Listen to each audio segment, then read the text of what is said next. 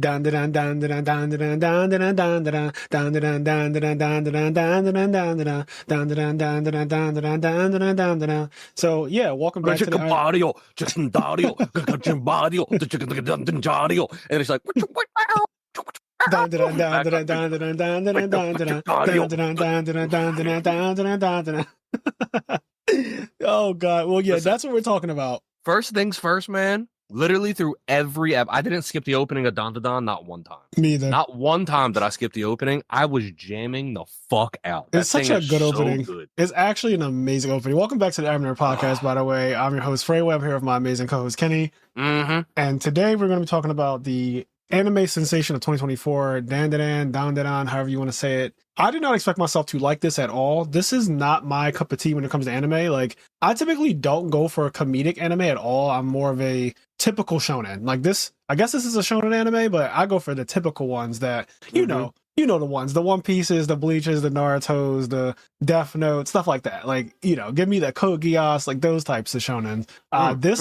This is definitely more comedic and hypersexual than I'm used to, but I found myself laughing at every single episode. So we're just going to be covering season 1, the first 6 episodes, and then we'll do another podcast on the remaining 6. And it actually ended on a cliffhanger, so it's interesting. But the entire premise of this anime, I didn't know what to expect, because lately a lot of anime that I've been watching and weirdly liking in the last 3 years have been things that I did not expect. Like Chainsaw Man, I did not expect to like that at all. And we did a podcast episode on it and we talked about it, and I think Kenny and I both agreed that it was just like very good randomly. Yeah, the only thing, even though it actually hasn't been that long, I guess, but I do feel like Chainsaw Man is in this Attack on Titan season 1, One Punch Man season 1 territory, where it's like, where the fuck is season 2 at? Right. I am kind of worried. Where the fuck is season 2? Like, I heard that we're getting a movie, and I don't know if it's supposed to be season 2 as the movie, or like, you know how Demon Slayer did one season, then we got a movie, Mugen Train, and then we went to the next season, the Red Entertainment District arc and all that.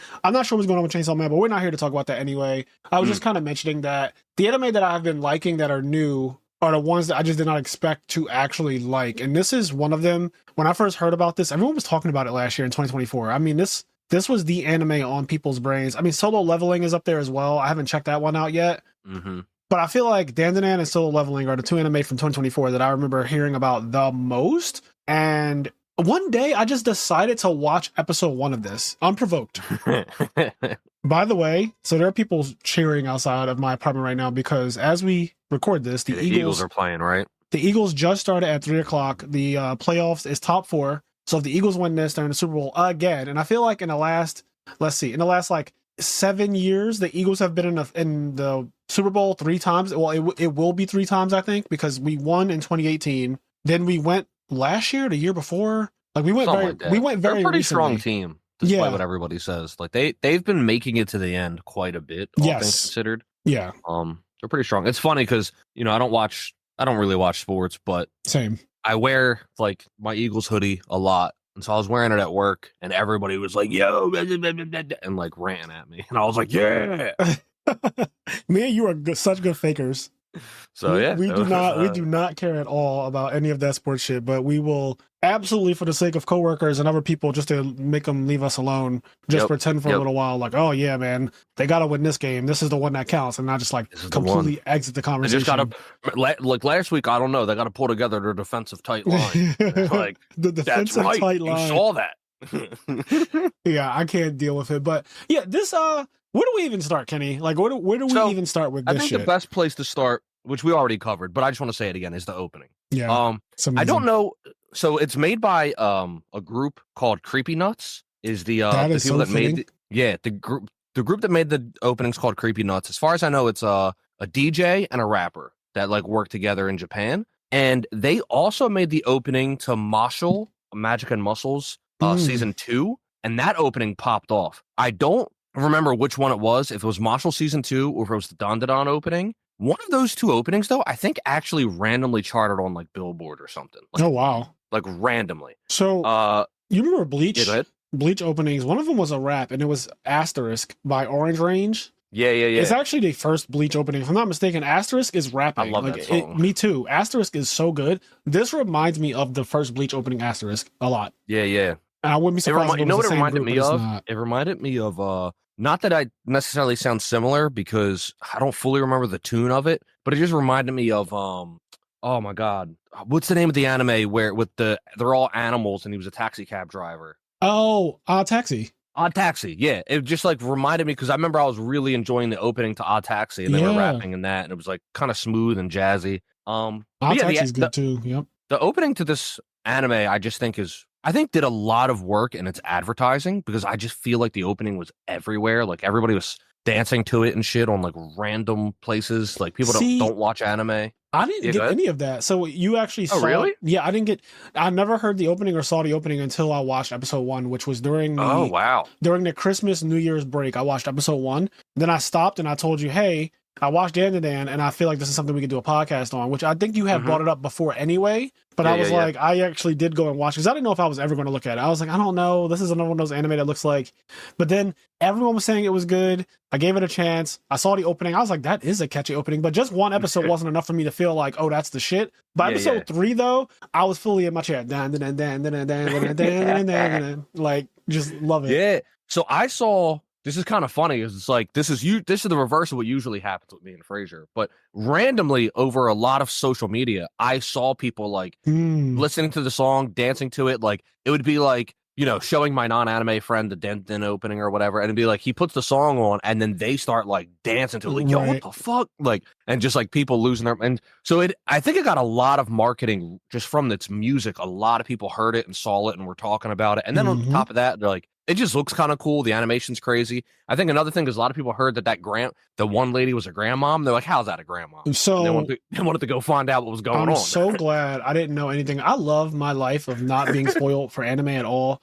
I went into this completely blind the first 6 episodes. You get to episode 3 and the main girl character, Momo, her grandmother shows up with like a baseball bat and she has what looks like a pencil that she can like, you know, make the point come out or not. She has all these cool powers. She's basically a psychic as well. She enters episode 3, so really early on. She's the Genkai character. She's old, she's crotchety, but she also doesn't look old at all. And she dresses really scantily, so she completely makes you think of the perception of when you think of a grandmom, you don't think of her. In fact, what I love about this anime is that in the first 2 episodes, they're so focused on this other character who's like an antagonist, which is Turbo Granny, and she looks like a nasty old grandmom, and she has a really bad mouth and everything like that. But she looks like the typical old 90-year-old grandmom, hunchbacked, messed up teeth, googly eyes, the hair that's just disheveled. And then you see Momo's grandmom, and she's like hot. She has big boobs. And the first thing I thought of was Tsunade. And I was wondering if maybe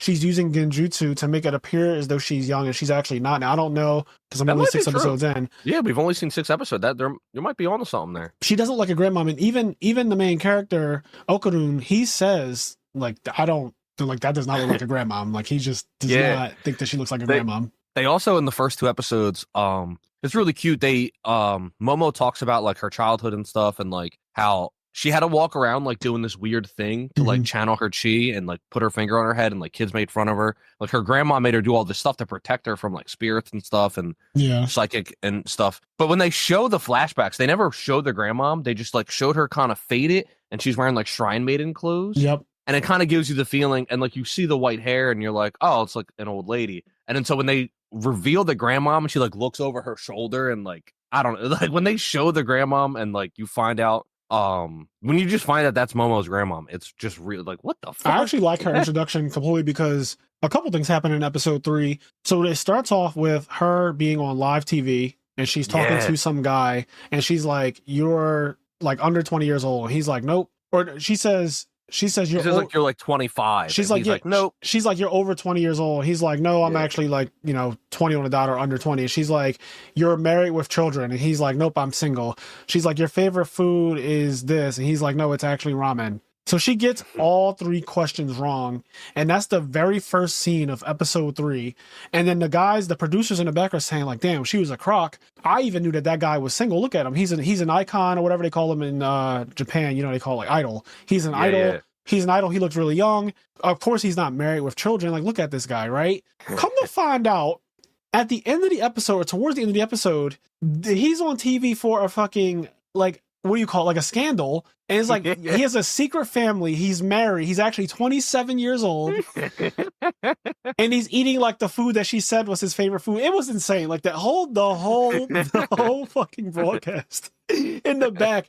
Actually, because at first I was like, oh, she's a croc. So when they introduce her, she gets all the things wrong. She's doing a fake psychic reading. You know how, like in real life, right? If you go to a psychic reading, you assume that the person's just not real. They're full of shit. Mm-hmm. They're kind of doing that general psychology thing that they do, where they say things that are so applicable to so many people. And if you say anything, if you give them anything, they kind of latch onto it. Yep. And it's kind of a game that they do. They're kind of just trying to like bait you to say too much. That way they can use that as a way to generalize and explain things. So I was like, oh, she's a crock. She's not a real psychic or anything like that. But then at the end of the episode, you see this scandal, and it's kind of just happening in the background. But this scandal that the guy is having where he's like secret family, he's over 27 and all that. And I was like, oh shit, so she's the real deal. But she doesn't even care, as she's watching her soap opera, she doesn't even care that like they think that she's a crock. She said her shit. She's like, these are the 3 things that I know about you. Yep. And she doesn't give a fuck. Like, she's not going out of her way to correct anybody. She's in the back of a taxi at one point, and like the guy, I think he says something like how old are you or something. I don't know. He says something. Oh, something about being a psychic, and he was like, "Are you really a psychic?" Like he asked like a question. Yeah, like, something like that. It offended her. The show. Yeah, it offended her, and then she was like, "You know what? Stop here. Like, I'm just getting out. I'm just gonna walk from here." And that's when she saves Okarun and Momo from Turbo Granny possessing his body. So I guess not to start, but to go back to like where things got out of hand with this whole anime. But Momo, the girl, right? She is in love or infatuated with this idol whose name is Ken Takamura. Something like that. Ken Takamura, let's call him. He's like this manly man, but also like has like a soft side or something. Like yes, and it's her favorite. She has a crush, like girls with B2K back in the day, or girls with Justin Timberlake. She has a huge crush on him. And there's this kid in her, in her class, right? Like in her school. He goes to the same school as her. He's a nerd. He's not hot conventionally or anything like that. He also is prone to bullying. Like a lot of people just bully him and treat him bad because they can get away with it. He doesn't really have a backbone. And these two end up paired together in episode 1 in an unlikely circumstance where I forget which one is which, but one of them believes in ghosts and one of them believes in aliens. So the nerd Okarun, he believes in aliens, and Momo believes in ghosts because of her grandmom and how she grew up. Yeah, in episode 1, there's a part where like he's getting bullied and they're throwing shit at him. And then at one point, one of the kids are wild. I don't know if this shit really happens in Japan, but I do hear shit like this in multiple anime. But they're like throwing like balls of paper at him, and then one of the kids go, "Let's put a magnet in this one," and that's like crazy. Rolls a magnet in like the ball of paper, and it's about to chuck it at his head. And then like when they go to do it, Momo's sitting there because she like sees him getting bullied and kind of steps in to get them to stop, even though she doesn't really know him. And then they walk away, and then he's like, "Oh my God, like I know why you talk to me. You believe in aliens too." And she's like, "What? No, you're weird. Like you're an idiot. That's why you have no friends." And then she like walks away, and then like she feels really bad about what she said. She like goes back. She's like, "Oh, I'm sorry." She goes, "Aliens aren't real, but I do believe in ghosts." And then Okarun goes, "You're an idiot. Like ghosts are not real." Right. So now you have this whole thing where they believe in supernatural things, but opposing supernatural things.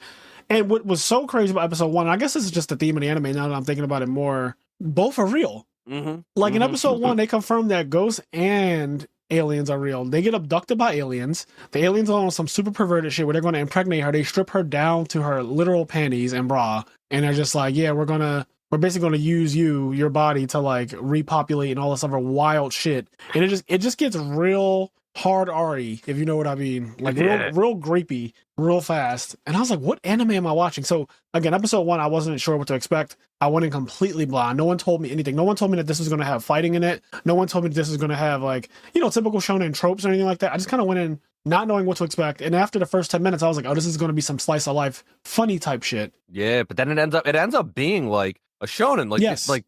Like Okarun ends up with, kind of like Naruto and Ichigo, like with a powerful ghost power inside of him. Like Itadori. Demon power in him. Yeah, he ends up with one of the strongest demons. So they explain that too when the grandmom comes in episode 3 or 4. She comes in episode 3, but then she's there episode 4 as well, just kind of telling them how they can beat Turbo Granny. Turbo Granny is the demon that possesses the main character. And she's saying that there are certain spirits that are bound to places that they had there was something significant about that area when they were alive. And so they are bound to that place. They can't really leave that place, but those spirits are the strongest. Mm-hmm. And she said that I believe that the demon that's inside of you was bound to this tunnel, like this, under the bridge tunnel, whatever. And but the problem is, even when I went there, it was so powerful. The malice was so powerful that I couldn't enter. And I noticed that there was another ghost also bound to that exact same place. And so I think that they merged, which is like the worst case scenario. So Turbo Granny is off the charts, ridiculous, powerful, like insanity. Yeah, she's nuts. And it's funny too, because like they do it in a way where, because the anime is kind of comedic, even though he has seemingly one of the strongest, we'll see what ends up happening, but seemingly one of the strongest like ghost powers in his body. Yeah. It's like done in a way where it's like kind of fun and funny. Like I don't feel like it's cheesy. Like, yeah, me either. I usually, and you know how I usually can't stand when the main character ends up with the strongest demon or one of the strongest demons inside of him, because it's been done so many times. Somehow I don't really care about it at all, because this anime isn't taking itself too seriously. Yeah. I think that's like, what makes the it whole like time she's like, I'm gonna steal your dong and shit. Like, yeah, she's after. And then the penis. aliens like, give me your banana. I'm like, what the fuck is happening?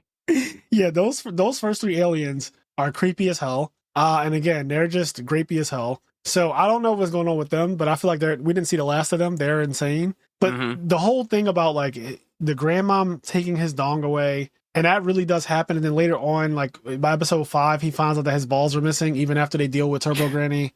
Yeah, because they end up doing in episode, I don't remember which one, for one of the episodes, when they do actually end up, because at first, so he loses his dong, and then there's this thing, because they go to these places, right? They're like, because they don't believe that the other thing is real, so they both go to an opposing place where like, this place is known for like alien abductions, and this place is known for ghost sightings. So go to the opposing one, they're like talking on the phone, and then both end up happening. Turbo Granny shows up and steals the kid's dong, and then aliens show up and abduct Momo, and then one way or another, through like ghost powers, he's able to like teleport through the phone and go to like where the abduction happened and help Momo, and then like she unlocks her psychic powers and they fight off the aliens and whatever. Then what ends up happening is he can't control the power, and she has to use her psychic power to like keep him from transforming. And so they do this thing for like a couple days, and then they go to the house, the grandmom's not there, they get attacked by another alien, like a sumo wrestling alien. Yes. It looks terrifying too. I did not like the way that thing looked. It was creepy as hell.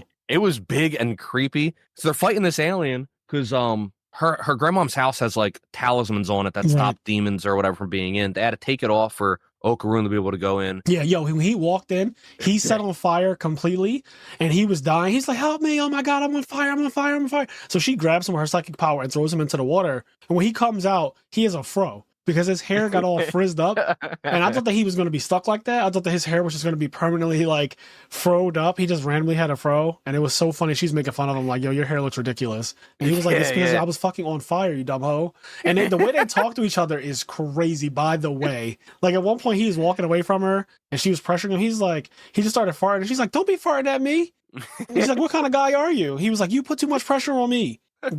Their relationship is insane. Turbo Granny, there was one part where they put Turbo Granny's spirit inside of the little cat, and she's like, you're gonna murder these 2 bitches for me right now. You're gonna go in the kitchen, get a knife, and start murdering. And I'm like, hey yo, like what is going on? Yeah, they have a really funny to jump, I guess, ahead before going back to talking about like the initial, how we get to where we're at. There is just, but to talk about their relationship real quick, there's a couple parts that I think are really cute when like when like a lot of the bullshit finally like settles. The first go settles, and then he's leaving because like he's been at her house for like 2 days or whatever dealing with all this crap. So when he's leaving, he's like talking to himself and he's like, oh man, like they like say goodbye to each other, and he's like, is this goodbye or is it like goodbye?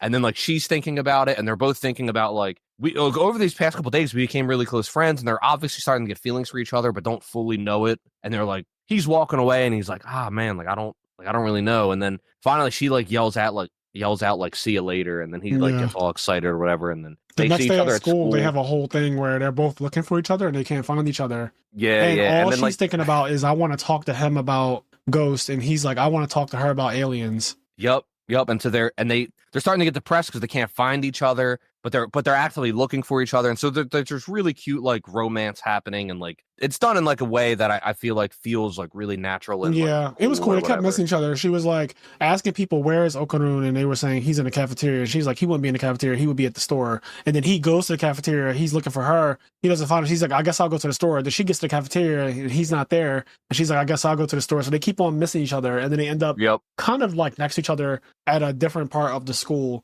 And when they run into each other, they kind of accidentally kiss, sort of. And yeah, they bang into each other, and you can hear. By the way, oh my god, I like shriveled because their teeth like clank together. Yeah, that sounds so bad. Together, and I was like, oh my god, damn it. Yeah, the teeth clanging thing, that shit sounds so bad. Nails on a chalkboard. That's all I can say about that one. I do not like it either. But yeah, they have an interesting relationship. I didn't expect it to develop the way it did, but they have that kind of Misty and Ash thing going on. Mm-hmm. But not one-sided, because I think Misty really is like head over heels about Ash, but Ash is just like aloof to it, whereas Ash is pretty aloof, yeah. Yeah, Okarun actually likes Momo, and they like each other. Like it's mutual, but then because other people tease them about it, and this is how I realized high school is so ridiculous. High school is not a real place, because the things that you get teased about in high school, the things that you care about in high school are not real in the real world at all. They only exist in those 4 years, hopefully, that you're in high school. They get teased because, they got caught like kissing or holding hands or just spending time together, and you like him and she likes you and all of that, right? Things that are honestly just perfectly normal for humans to experience throughout their lives, and especially after school when you realize that it's not that deep. But in school, and I was a part of this too, like that type of stuff is embarrassing. Yeah. Like, oh, you like her? Oh my god. Yes. Like, and it's enough to make you literally pretend as though you don't feel the way you do. And that's what they do. They get called by her two friends who are already spreading rumors and just saying wild shit about her. But they get called by her two friends and they're like, oh, you two were kissing. We caught you, all this other stuff. So they have to pretend like they hate each other in that moment, and they don't actually feel that way. And we just watched them spend literally probably 5 minutes in a montage looking for each other and daydreaming about each other and saying how much they want to talk to the other one. So it's really nice. And then so they fight the sumo guy. It's a pretty sick fight. I actually loved it, but durability is ridiculous for Momo. Like, what the fuck? Durability is crazy ridiculous, and then stamina is crazy terrible for our boy. He's like, I can go out all out twice, and that's it. Like, and then so they're rumbling. He's like, I like when he goes into his demon form. He's like, first of all, he looks pretty cool, but then he's like, I don't know, he's all like depressed. He's like, I don't know, I'm not feeling it, babe. I love the way he becomes when he is in his, like, I call it demon form as well. The way he speaks, and she gets all creeped out by it, but I low-key feel like she's a little turned on by it because he's like so kind of chill. Yeah. And he's like, I don't know, I really don't like this, but I guess I'll just do it. She's like, why are you talking like that? Stop it. And he's like, what's wrong, babe? You don't like when I speak like this? And she started, like, her cheeks get red, and I feel like she low-key just likes that shit. She's like, don't fucking call me babe. Yeah. But her durability is ridiculous. She gets like 100-hand slaps. She does. She gets fucking, what's the guy's name from Street Fighter? E Honda. Yeah, she gets E Honda against the wall, which conveniently happened to be where the gate was implanted into the wall that the demons can't get through. So when it like pushes too far through the wall, that's how they beat the sumo wrestler. But yeah, I thought that when I was watching it, I was like, isn't she a human? She gets hit on hardcore by this thing, and it doesn't really do anything to her, not in the long run anyway. And it happens again later on with the acrobatic Silky. So I realized that, this is just going to be a thing. Momo has absurd durability. Yeah, she's got whatever psychic power durability buff, like she's just like stronger because of it. Yeah, like the boys, how like you get up power, but you just also just are enhanced humans. Right.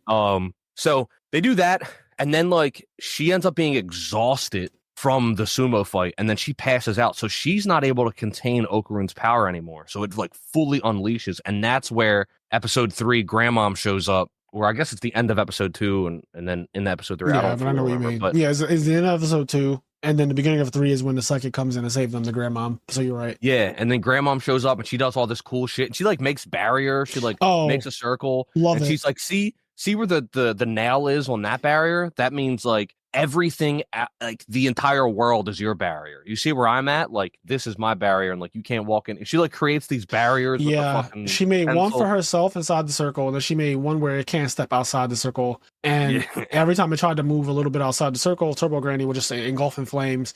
And so then she kind of threatened, like, if I die, that boy who I possess will also die. Do you want that blood on your hands? She, the typical thing that anything that curses somebody or possesses somebody says. It's like, all right, if I die, the host is also going to die, so just be mindful, you're going to be a murderer. And it's like, I don't give a fuck, he can die. Yep. And the scene just kind of goes away where you see her get engulfed, Turbo Granny gets engulfed in flames while inside of Okarun's body. And the next day, she's just watching her soap opera. Momo wakes up and she's like, where is he at? You know, like, what happened? I vaguely remember something, but I need to make sure that he's alive. And she's like, the grandma's basically playing like, I don't know, you know, he's gone, you know, like she's not giving her anything to make it seem like he's alive. And then she goes and checks around the estate and she finds him inside of one of the little like side temple areas. And he's just chilling. He's just literally chilling on the tatami mats. And I think he's eating at the time or whatnot. He's so happy to see her, but he's unscathed. Nothing is wrong with him. He's his normal big glasses. His hair's back to normal. And she's happy to see him, even though she has to pretend like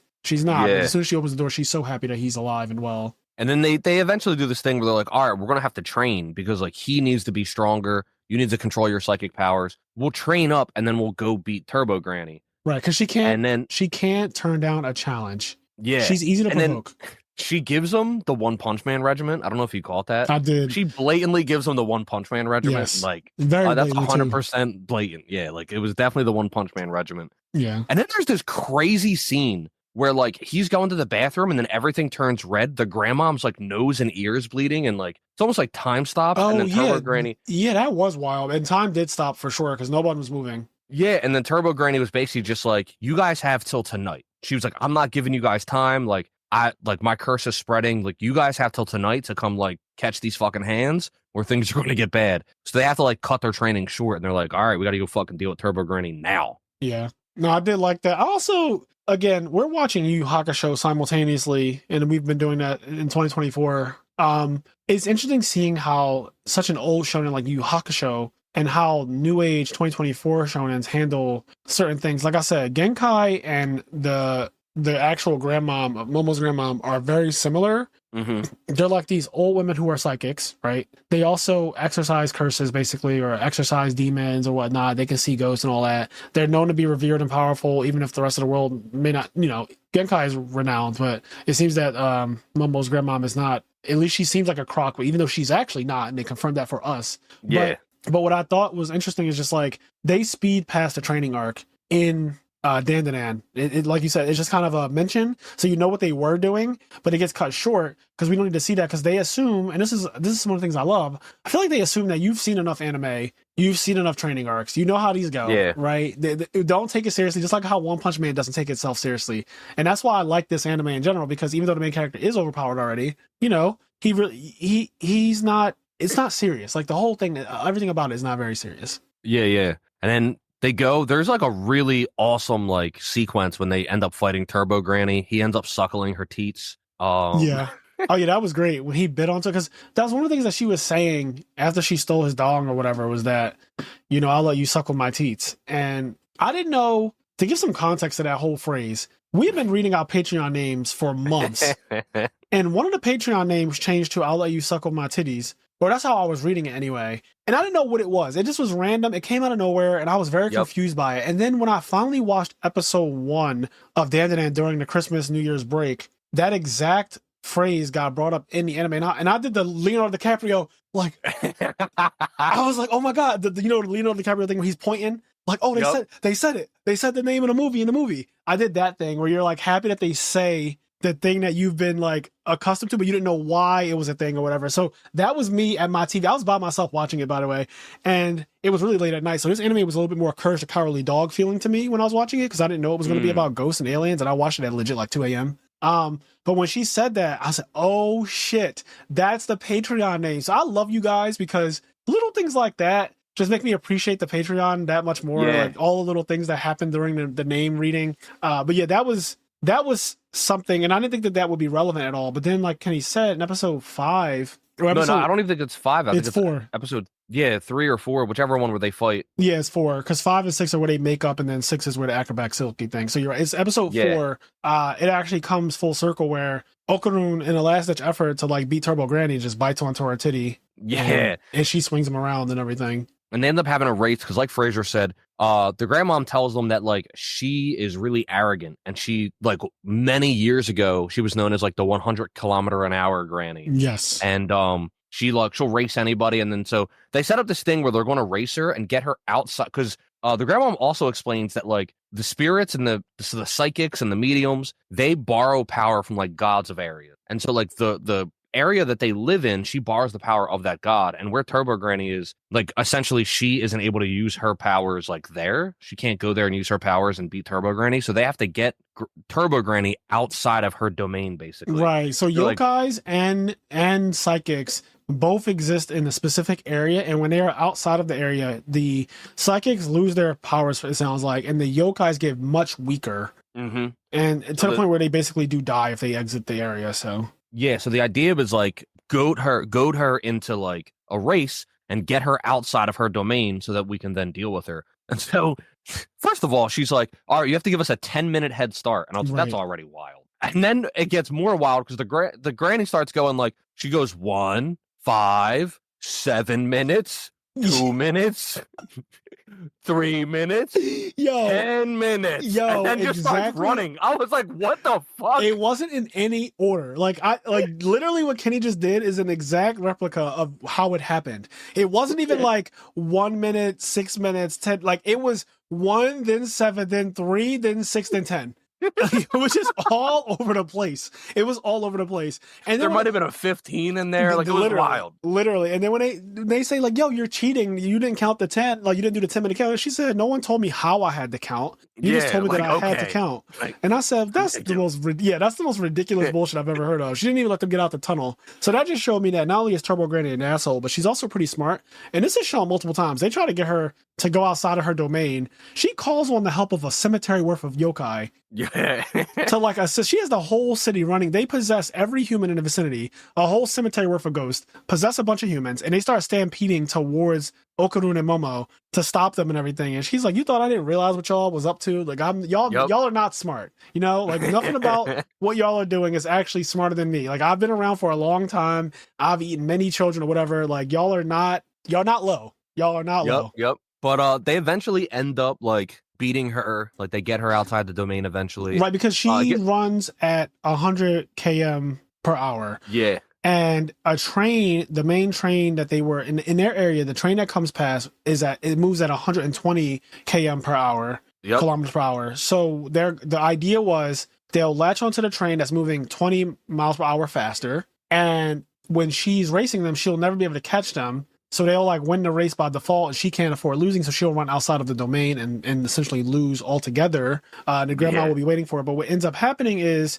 she's like, "Yeah, you're right. That train is technically faster than me, but trains don't go at their full speed the whole time. Whenever they have to slow down for turns." Right. She's like, "Trains slow down for turns." This goes back to them being dumb kids and her being like an elder, because this is just kind of, you know how kids think they can outsmart you. Like, you know, your little brother when he was like 10, I bet he thought that he could do something that he thought he could get over on you, and you're like, you're so dumb. My younger brothers still think they can do that. Oh yeah, and they don't realize like the fact that you're just older and that you've lived more life, you're just smarter than them, and you will be for a very long time. Yeah. And so they think that they can outsmart this like ancient spirit. And she's like, no, you're an idiot. Like trains have to slow down. First of all, they're carrying people, so like there's that too. But she catches up to them, and then they still find a way to basically push her through the barrier, and she sets on fire. And it seems like she's dead. But then in the following episode, that's where episode 5, when he goes to take a piss, Okarun goes to take a piss, he realizes his balls are missing. So now he got his penis back after this whole ordeal, but then his balls are missing. And he's trying to talk to Momo, but she's not trying to hear it.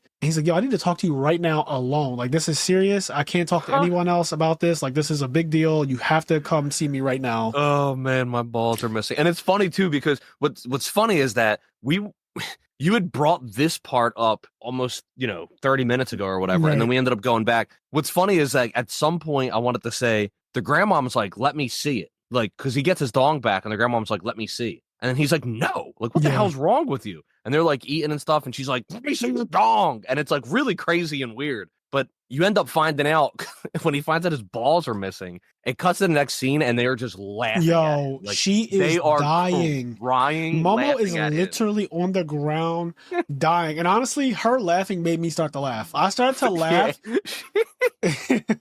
She's like rolling on the floor, kicking her legs. And the grandma was like, this is why I wanted to see your dong, because you don't know if everything was right. And then they're like, how didn't you notice you didn't have balls for a whole night, by the way? Like, right. Yeah, that's, oh God, it's such a funny anime. But yeah, after that happens, they also notice that something is off with him in general. So after they, the grandmom, who's super smart, she knows all of the psychic stuff. Once he says he's missing the balls, she realizes that there must be another spirit. So she gets this fan and she whacks the shit out of him with the fan.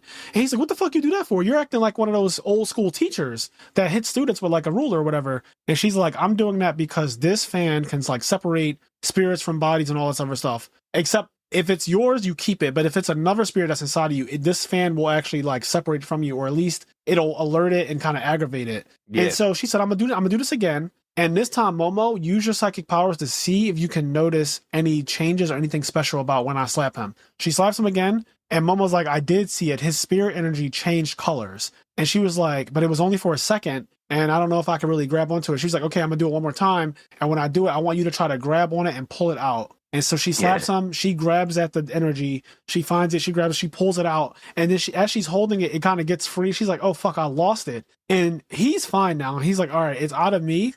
But then the grandmom's like, where did it go? It has to be somewhere. So they're looking for it. And they have this little cat doll thing, like one of the Lucky Cats that... Yeah, like you've seen, if you ever go into certain Chinese restaurants and stuff like that, it's just that the lucky paw. I forget what it's called, something paw though. But it's one of those cats. It has like the Meowth coin on its neck. Yeah, like it's wearing like a necklace with like the Meowth coin, and it has its paw up. Yep. So the spirit went inside of that, and I guess I kind of got spoiled by the ending of the show. Like the ending shows, even if you watch the first 10 seconds of the ending. So that's why this was so funny, because I didn't realize.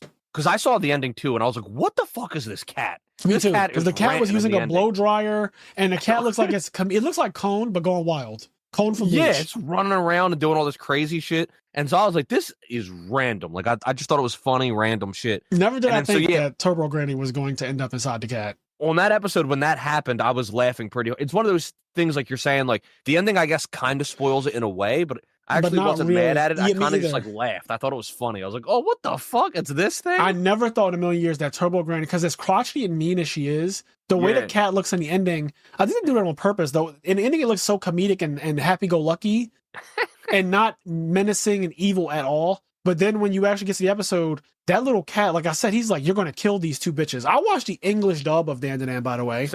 I'm watching it in English. I'm not watching it subbed. And she straight up said on my version, you need to kill these two bitches and I'll give you back your balls. Go in the kitchen, grab a knife, and start murdering. And I was like, hey, fucking yo, this cat is talking crazy. And this is where you find out that Okaru still has the power from Turbo Granny, but her spirit is inside the cat, which means that she doesn't have any power inside the little cat doll, but he has all of her abilities and strength and speed. So now he can take that cool ass form that he did. He can take that form without any of the repercussions of like, oh, she might possess me and all that other stuff. Yep. And so we find out his balls are missing, and then in like the next episode or whatever, they introduce this pink-haired girl who is just a bitch. She's like, there's no way to put it. Mean Girls. Straight up Mean Girls. She's just like, I'm in her head. She's like, I'm the prettiest girl in the school, and like when boys see me, like she acts super nice to everybody, and she's like, all right, like I'm the only thing that's good about their day. The fact that they got to interact with me. I wave at them because I know that this is the best thing that'll ever happen to them.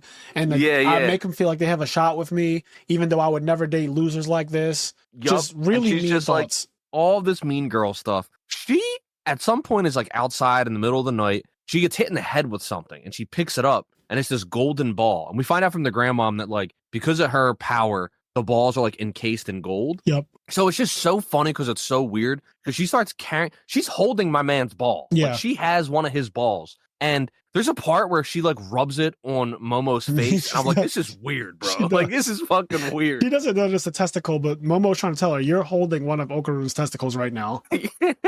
Like, that is not some special item. It is literally a testicle, and you need to relinquish it. And she's like, nope, this thing gave me power. It gave me the ability to be an angel and smite all of you demons and yokai. And that's why she thinks Momo is a demon because she can actually see Momo's spirit hands, the like teal colored hands that she can create, which I find to be so cool that she has that ability. Because at one point, one of the funny moments was when, what's his name? Okaru had to go to the bathroom. Ken had to go to the bathroom, and he's like, yo, I gotta take a dump. Like, I really gotta go. And so he's running around. He's like, but y'all can't watch me. But they're like, well, we have to because we gotta make sure that you don't turn into Turbo Granny or whatever. And he's like, well, this is too embarrassing. I'm not gonna shit in front of y'all. That's insane.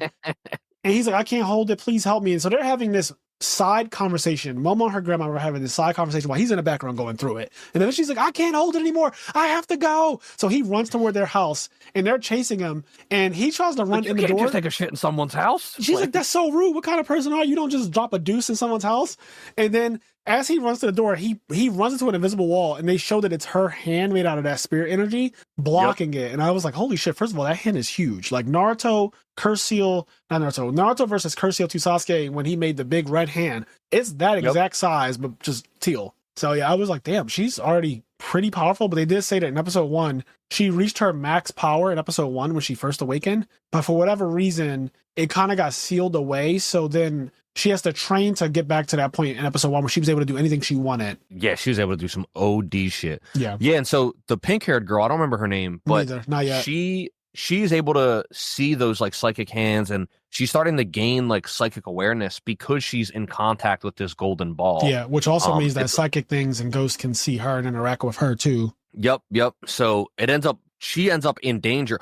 So once again, Japan is on some wild shit because there's a point where like she lures Momo into like this room at the shed, and then she's like, yeah, blah, blah, and then she's like, get him. And then like her friends are like, hey, I think you're kind of crazy, but like you're our friend, so like I believe you. Right. It leads to her friends jumping on Momo and like zip tying her arms together. Zip tying a human is so fucking wild to me because I know from personal experience, you can't open a zip tie. No, bro. You cannot open a zip tie. A zip tie is more effective than handcuffs. It's crazy. They're in there and like these kids are in high school, and like she convinced her 2 friends to fully jump on this girl, zip tie her hands, and then they're gonna like light her on fire and shit. I was like, what the fuck? Because this whole time the crucifix they thought they had was actually just a lighter the entire time. Yeah. Also, while all of this is happening, Turbo Granny, who's locked inside of the cat, is actually at school with Okarun. She snuck into the backpack because the grandmom told her, you don't need to be here with me. You can just go out. You don't have any power, so you're not a threat to anyone. So you can just, go out. So just gonna do whatever you want. And then Momo's like, my fucking grandmom's an idiot. Yes. So this doll is walking around, and Okarun is scared of anyone noticing it, so he's about to open his bag, and he realizes who's in there. He's like, oh fuck, I can't open his bag in front of people. But the cat at one point is just walking around the school, just kind of spying on people. So it spied on the girl with the pink hair, so it already kind of knew what was going on because they heard the pink haired girl talking with her friends and stuff, and it heard her talking about like, oh, do you see that lady in the red dress like out there? And they're like, we don't know what the fuck you're talking about. She's like, she's getting closer. And then there was this weird creepy ass flashback where the pink haired girl was young. She was like a baby, and I guess she was with one of her parents, but she was kind of holding her hand out towards this creepy ass ghost. Yeah. And at one point she calls the ghost mommy, and it has been looking for her apparently ever since 10 years. This happened 10 years ago. Yeah. And that whole thing creeped me out so bad. It was like, call me mommy over and over again. It keeps begging, but it'll like become violent if you don't do it. Yeah. And she's like, I've been looking for you all of this time. And like, it's so weird because, yeah, I mean, I guess this demon or ghost and this girl had an interaction however many years ago, and she's been looking for her ever since. It's just like, it is this really creepy, weird situation in that flashback. Yeah. And of course, Turbo Granny knows a lot about everything because she's just a more powerful yokai. So when she walks up, she's like, you pissant. Pissant is literally the lowest form of something. Like, it's like the most insignificant. So she's basically saying, this yokai that you guys are losing to is so weak. If I actually had my power, it wouldn't even be a fair fight. Like, I would destroy this thing. But she's talking really negatively and really condescending towards it. She says that is an acrobatic silk. You can tell because it is doing these acrobatic moves, which it was doing like pirouettes and shit and all kind of ballerina moves, and it was lifting his leg up really high. But then it also has like this silky hair that binds people. And so she was like, yep, definitely an acrobatic silky. And she doesn't seem to be scared of it at all. Just still talk, even though she doesn't have her powers, she's like, yeah, I'm not afraid of you. You're a piece of trash. Like, I would, any other day of the week, I would destroy you. But, you know, I have to rely on these kids. It's interesting because Japan, it's so cool. I don't know how much of like the yokai lore is still part of like Japanese culture, but a lot of this stuff, like Japan has this thing that's a bit different from America. Like we have ghost and stuff, but ghost yokai, its relationship with the lore and history of Japan itself is just different. It is way Japan different. has like a lot of like ghost specific ones too. Yeah, very specific ghosts that like are created through circumstances.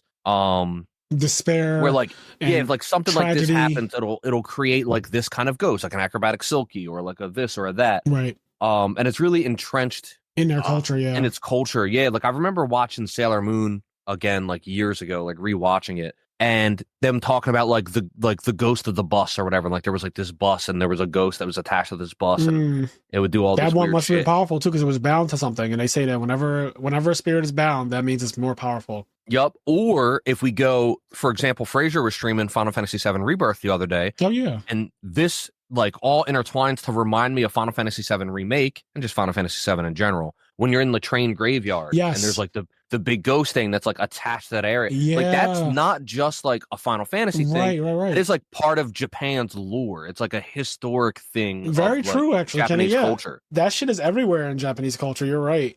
Spirits bound to certain things, and even in Jujutsu Kaisen. Yep. Episode 1, right, when he swallows the finger, before that all happens, there's already a bunch of curses that are drawn to that area, and they're inhabiting schools. And they said that schools are one of the number one places that have a lot of cursed energy, because a lot of despair and grief happens in schools. A lot of people are depressed. A lot of people get teased and bullied. So there's a lot of negative energy that happens at schools. And that's why naturally spirits are they dwell in that area. There's so much cursed energy to eat that draws them to it. And so even in Jujutsu Kaisen and like Yu Hakusho, cursed energy and all that stuff, it's all a big part of Japanese culture. Like you said, it's really interesting. I wish that, it's one of those times that we can't appreciate as much as a Japanese person could. Yeah. We will never appreciate 100%. this as much as somebody who grew up, born and raised in Japan, knows all the culture, understands that these are the stories that my grandmother would tell us. These are the stories that you hear probably in school and stuff like that. Like these types of yokai exist and all that. Yeah, because it's different. Because like in America, we'll have something where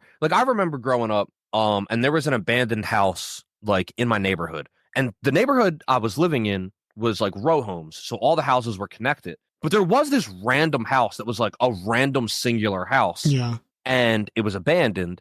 And everybody was like, "Oh, that house is haunted, and there's like ghosts in the house, and it'll just be like a family died in the house or something like that." Like is what people will say. They just make up stories, right? But there's no like specific classified spirit that we talk about. We just say like it's a haunted house with ghosts in it with like a dead family. Whereas in Japan, those same situations, like they'll have specific names for what those spirits are. And there's different kinds of spirits depending on the situation that happened, and they'll have like all these categories and stuff. And like there's a whole nother franchise like Yokai Watch. Yes, Yokai Watch. Yep. Inspired by Pokemon, but it's like Pokemon mixed with this ghost lore that is like really rich in Japan. In terms of this is kind of the last thing I'll say on this, but when I was reading One Piece, I'm not current at all, so spoilers for One Piece. This is like Eggman stuff, and a lot of people have already they're kind of past at it now. But in that arc, when you see Saint J. Garcia Saturn take his form, he looks like some kind of spider demon, which is that's a common yokai, a common Japanese demon. And then there was speculation, of course, online, because I was reading Reddit at the time that when that chapter first dropped, when Saint J. Garcia Saturn first said, "I'm going to the surface," when he was on the boat, and he said, "I'm going to the surface," and he appears, and he's in like a spider form, and everyone was like, "Oh shit, they're going to be like the 5 elders are going to be yokai. They're going to be based on yokai." Now I haven't got confirmation that that's exactly what they're based on, but it kind of seems like that is where it's going, that the elders are based on yokai. So there's another example. And also yokai are clearly in Japanese culture considered very powerful beings, because for One Piece to save probably the strongest characters in the entire series, to use yokai as their basis is such an interesting thing. I'm not going to go any further than that on the One Piece thing, but like, because I want to make sure that what I'm saying is not current by any means, but it's also something that like it's the beginning of something crazy that happens in One Piece. Yeah. And it's just like, yokai is also present there, but they used it at the end. And I just feel, because I feel like, One Piece, not even I feel like, it's just a fact, like Oda has said himself, but One Piece is actually coming to an end. And so you're seeing like, this is the end game. And yokai are involved in the end game of One Piece. Yep, it's crazy shit. So it's just interesting because it's entrenched in the whole culture of. So I all that to say is like the acrobatic silky. The way I understood it is like it is a classification, of a demon, right? And then given a circumstance, like any person or whatever could end up becoming an acrobatic silky. Or maybe not any, maybe it has to be a woman. I don't really know, but like, it's just like some circumstance that like happens to you, and then you end up becoming like this kind of yokai.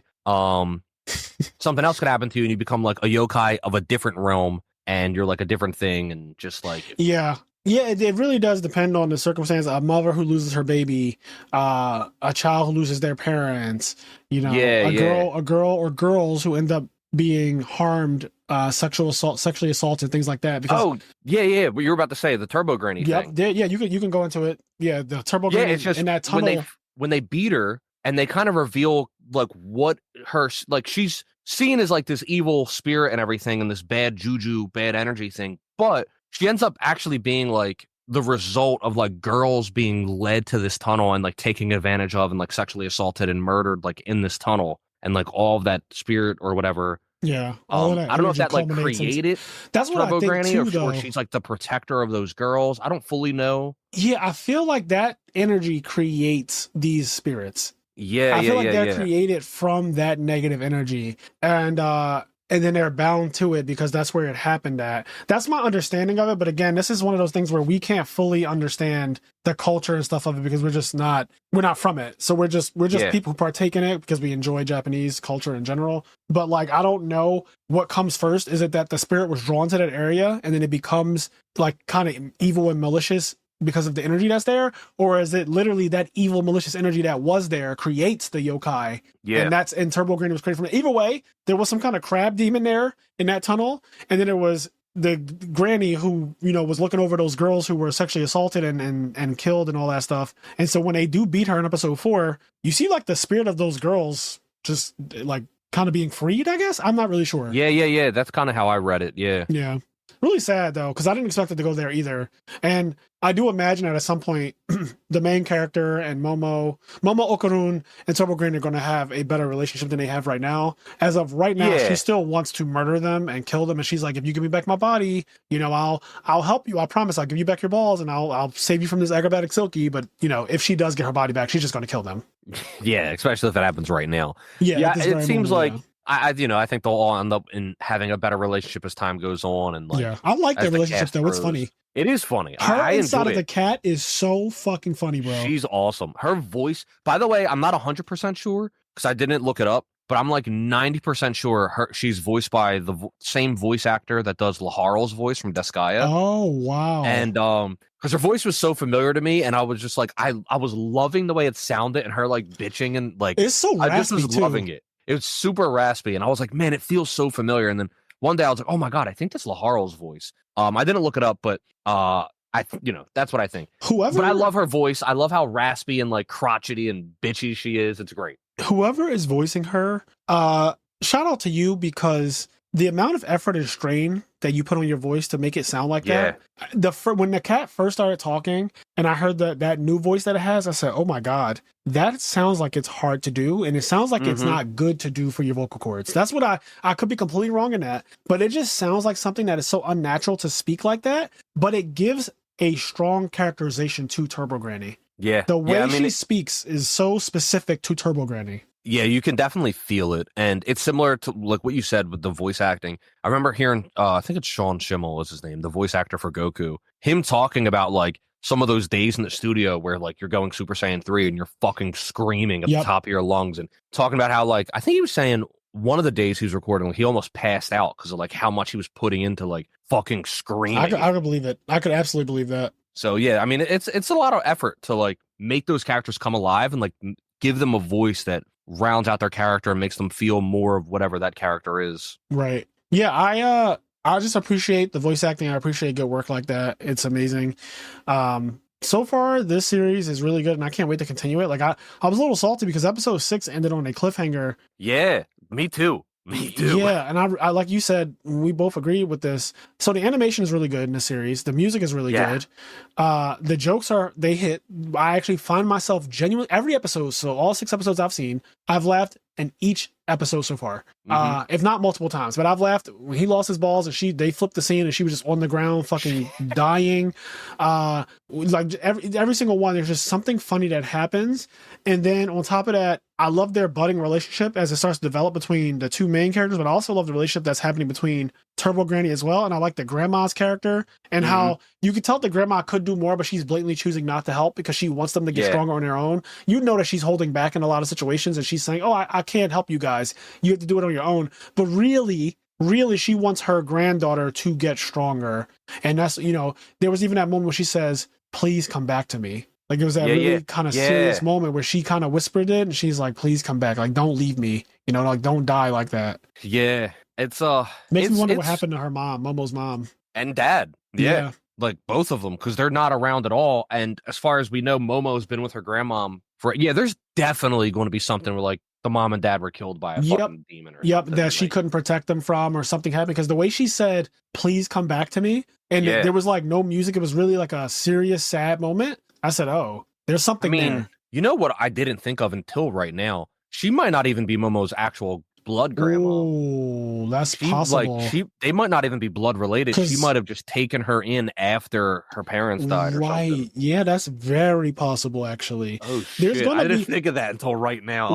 There's going to be a story that happened that probably everyone knew about, where this little girl's parents were murdered, and the whole town knew about it, right? And she became an orphan, but then somebody took her in. And like, there's this whole thing. I could see that. I could totally see that whole storyline. And even though we're able to like predict that type of thing, it still was good. Like, honestly, because this anime, again, it doesn't take itself seriously. So even if you can predict things, it's not like a big deal. Yeah. Also, I feel like it's one of those things where, let's say we're correct and we predicted it. I feel like that's only because we've seen so much exactly because it's not even something, it's not like something when I watched it I was like, oh, this is going to happen. It's just us talking about it made me think, oh, maybe this will happen. And it's just because we're having a conversation about it mixed with our wealth of knowledge of just watching nerd shit. Yeah, because so much of it is inspired by other things. The first couple episodes of this are clearly inspired to me. Again, Bleach is a big inspiration, and Yu Hakusho is a big inspiration for a lot of these types of anime. Yeah, I also think this anime makes references to a lot of other anime, even more modern ones. I could be completely wrong. Maybe it's something, but there's the one part where I feel like she's referencing like Gojo, the grandmom, where she has the eye mask on, and then she like lifts it up and she like has like one eye. She's like looking under the eye mask. And there's like a part where Gojo does that, and then there's also the whole definitely Saitama, where his training regiment was mentioned. Yep. There's a part in episode 1 where Momo's walking and she's angry, and immediately, I don't know if this was a reference to One Piece, but it looked like she was doing the Doflamingo walk, where she was like walking super weird and funny, and like her knees all out and shit. Like, I don't know if that's just like a general reference to something, once again, in Japanese culture, or her grandmother did that in episode 3 or 4, when she goes to the door and it's cold outside. She says something, then she walks and she's like, oh, it's cold, and she starts shivering, and she does that weird walk. And they show it too. They like animate that entire part where she turns the corner and goes back in the house. Yep. But I was like, yeah, that's a really strange walk. But also the grandmother, the way she dresses normally, she always has her cleavage showing, usually a pair of short shorts or a short skirt on, some high knee ankles, some high knee socks, right? And then just body out. She just serving body every time. She bad and she knows she bad. She knows she bad. Yes. It also, now that you're saying that, because her being her grandmother doesn't make sense the way she looks. Like how would you be someone's grandmother if you look like you could be at best? I mean, you might be right too, though, in that it might be like a Tsunade situation, right? Where she's using some kind of psychic ability to make it seem like she's younger than she actually is. But we will see. There's a lot of tropes here. A grandma who's powerful with big boobs, and she doesn't really look like a grandmom. That is a trope, right? Like I said, it immediately Bisky, Tsunade. Yeah. You know what I mean? Like these are that is that character type, right? The big. Yep. The busty character, the busky female character who is older than what she looks like. Mm-hmm. That is an anime trope. So, Kenny said, we've seen so much. I want to see, because I think this season's done. All 12 episodes are out. So I definitely don't want to wait on it. Like, I want to watch the next 6. I'm down. I'm so down. I want to watch the next 6. I want to see what's happening. Yeah, we could do that. We could record the episode. So I'm going to Orlando. YCS Orlando is this weekend. If you're hearing this if you're a regular listener and you're hearing this, you're probably hearing this on a Thursday. And then I'm traveling for YCS Orlando either today or tomorrow. But I will be there. I come back Monday morning, so we can record it on Monday after Orlando, because I won't be Monday, home. Tuesday, one of those days. Monday, Tuesday, whatever. Yeah. We'll record it Monday or Tuesday of the week after Orlando. But because I can watch it, it doesn't take me long to watch 6 episodes of a 20-minute anime anyway. And I'm also just super interested because, like I said, I just finished episode 6 like a couple hours ago, and it ended on a cliffhanger. And I was like, damn, I low-key want to watch 7. because I'm wondering if 7 is kind of the end of this little arc. But I said, you know what? We said 6 is halfway through. We'll just watch the next 6 and it'll be fine. Yeah. We'll just see it's definitely a cliffhanger. It definitely ended in a spot where like, oh man, like I want to, like, had I known, like, for example, when we were watching Dragon Ball, I go out of my way to find like, it's not like I watch the exact episode, but I find out how long the arc is so we can watch the half of it. Right. But yeah, I don't know. I guess what I'm saying is that, it feels like we're in the middle of something and it's like, oh man, but whatever.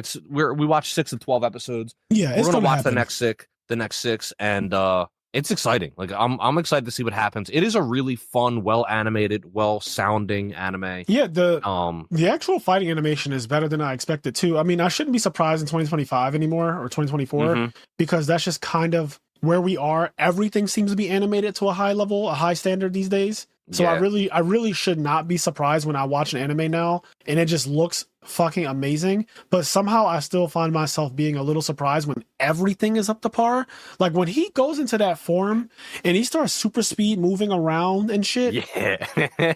I'm like, yo, this had to cost some money, but everybody is putting their best work out nowadays. And I'm happy about that. Like every studio is seemingly doing a really good job with anime. So anime is in a good place. And has been in a good place, honestly, since 2018 when Demon Slayer first aired. It's in a great place. Industry. Yeah, it's in a great place, man. I really like anime. I like where it's at. Anime is in a good place. You're right. Like you always hear doomers. There's all doomers that are like anime was so much better. Blah blah blah. Like it's all the same shit, and it's like, bro, there's so much anime. So much of it looks so good. Like, sure, there's a lot of shit anime that's out, but that's only because there's 10 times the amount of anime. Yeah. So there's like more bad ones, but there's also a ton of good ones. Yeah. And I think that just like how people are super nostalgic for Cowboy Bebop and Outlaw Star and Trigun, I think anime like this, like Dandadan, those are going to be the Cowboy Bebops for people.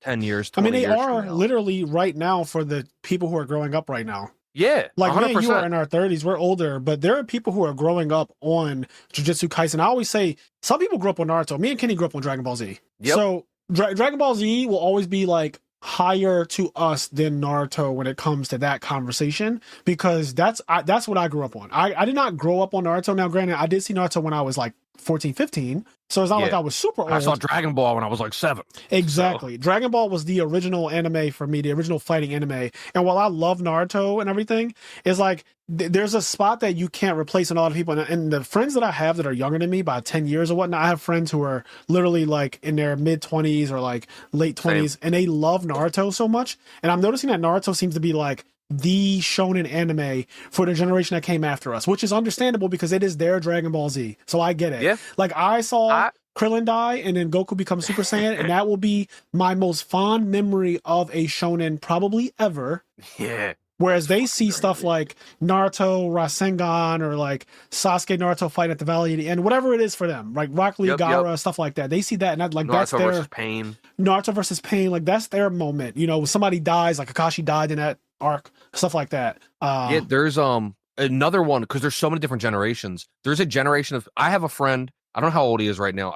Let's just say he's like 23. I've known him for a really long time because he followed my stream on Critical Hit Plus like years ago when he was like fucking 14 or something, like 12 or like really young. He was watching my stream, and it's so crazy because now he's like 20 something with a job and like went through college. Yeah, but like his like his Dragon Ball Z is Sword Art Online. Like that was like his first anime that he really got. Like Sword Art Online was like his DBZ. Yeah. And it holds that place for him. So there's a different, people just have to realize we are older. We have the benefit of knowledge, internet. We can be a smarter generation. Let's not do the thing that our parents or grandparents did where we're like, all the new shit sucks. All the new music doesn't suck. Right. All the new anime doesn't suck. All the new movies don't suck. You're just old. You're just old. Yeah. That's true. I don't like being that way to people who enjoy something. I'm big on the whole, like, let people enjoy things. That's one of my mottos, you know, when it comes to, like, even Yu-Gi-Oh stuff. People who like Modern, I will never play Modern and really enjoy it because it's just not for me. It's a different game. But I, at the same time, do not tell people that, like, oh, it's unplayable and that they shouldn't play and they should just play my format or whatnot, because I'm of the belief that people will just do what they honestly enjoy at the end of the day, no matter how much marketing or whatever you put behind something. And that's just that's just, it is what it is. Like, just let people have their thing. It's not bad because you don't like it or because it's different from what you grew up on, because that's also ridiculous, you know? It's crazy. So with that being said, I think that we can kind of wrap this episode up. Sure. I don't really have anything else to say about this. I think we covered the first 6 episodes in a pretty clear and concise way. Like, I think we covered just about everything that does happen in those 6 episodes. Yeah, and if you guys haven't yet, please check out this anime, Dandadan. It's really good. It's funny. If nothing else, you will be entertained because it is genuinely funny. But then there's also just, you know, anime fighting happening that looks amazing. Like episode 2 with the the sumo wrestler dude. That shit it caught me off guard. Not only for the durability, but just because the way the animation looked when he first transformed into that cool ass looking form. I was like, what is that? You know, like, it gave me D. Grayman vibes, like Crown Clown. Oh my god, bro! Yeah. That is a throwback. Yeah, D. Grayman is the throwback of all throwbacks. That's like when I first met you. I was entrenched in D. Grayman, but holy shit! Yeah, but all right, guys, I'm gonna read out the name of the people on our Patreon at the party member or higher tier. Thank you guys so much for your support. Also, for people who don't know, we're going to be doing the Edison Trishula Cup in February. This is a tournament where everything is the same. It's Edison format, except Trishula is limited to 1. And it's going to have a cash prize like we always do. It's going to be free for the people in our Discord server, but it's going to be called the Edison Trishula Cup, and it's happening in February. I want to say it's going to be, let me just check the calendar real quick to see exactly what dates there are in February. So definitely not February 8th, because that is the first week of February. So I'm going to give people more time. I'll also tell you this. It's not going to be February 28th. Yeah, it will not be the 20th because that's a Friday. It's also Monster Hunter Day. It is Monster Hunter Day. The 15th, I believe, is the RBET in LA. So February 22nd is where I'm shooting for this tournament. I'm shooting for February 22nd as of right now. That is a tentative date. It could change, but February 22nd. So people have enough time if they really want to test things out. You're hearing it now. It's about a month out, but the Trishula Cup is Edison format where Trishula is limited to 1. That is literally the rule. It's not super complicated. Awesome tournament idea. Yeah. It's super simple. You know how often people have been like, I could summon Trish with you. I know. It's so funny to just hear that. Like, okay. I even joke when people have 9 on the board, I'm like, Trish, and they just kind of laugh. Even in tournament, sometimes if I'm having like a cool duel with my opponent, even if I'm winning or whatnot, I'll just be like, Trish, and they'll kind of just laugh and, you know, just a little break the ice moment. But with that being said, I'm going to give a shout out to Struggling at Table 400, Leon, Xavier, This Ain't God, This is Stanley Earl, Luigi, Wick, Dom, Dragon Ruler of the Side Events, Gabe Marini, Ari Reynolds, First to Home, Hydro Pump, Vincenzo, Dallas Bailey, KJ, Swap Block. That was a good reference. Sarah Maria, Alex Ahern. If not Silverman, at least get Campa and Enraged Peacock on the same episode. That's an idea. Kyle Batoho, I'll let you suckle my teats. Sugal, Vicky Venomon, Elijah Barfall, Tyler Tadeo, Volvi the Mega Monarch, PKD Enraged of the Edison Club, Janitor 215, Joshua Carroll, Eric Chai, Brian Moore, Behind the Duel Disc podcast with Ty and Justin, Mike and John, and then we have Free Tim Bailey's A Glazed Smooth Butt, Nah I'd Win, B-Dog 23, Hershey Bar, Phil and Poister, Romeo Snyder of Team Hugh, Tyler Frazier, Daniel Anderson, Deroa, Chicken Toaster Strudel, Jordan Eastman, Robert Light, Kazi95, Clanger, Pavinci, Travis Lurs, Gores on My Lap is just, It's just so funny because, like, I'm assuming whoever this is, you like just recently saw like that really old episode where that was one of Patreon our exclusive, first Patreon exclusives where we talked about lapped gores. Yeah, and, lapped gores is just probably so the most crazy cheating I've ever seen, though, like witnessed in my life. So Gores on My Lap, HT19, Gregory Calmering, Limp Bizkit Jigsaw, Mike and John, Kyle Crudo, Froggo, Anthony Japov, Michael Zhang, Konjik, and Tyler. Again, thank you guys so much for your support. Don't forget Trishula Cup coming in February. Start testing now. What deck do you think Trishula in Edison format can really be abused in? What deck do you think just, you know, could get it out the fastest or the best or recycle it and use it again? That's for you guys to figure out. Whoever can figure it out the best is probably going to win the tournament and therefore win some money. Free entry. Don't forget. That's coming up. Tell a friend to tell a friend. And with that being said, as always, join the Patreon. That's how you enter this Trishula Cup. Play this Trishula tournament. Correct. And as always, say, guys, do the things that make you happy, including enjoying a very funny anime, Dandadan. And I'll catch you in the next one. Peace.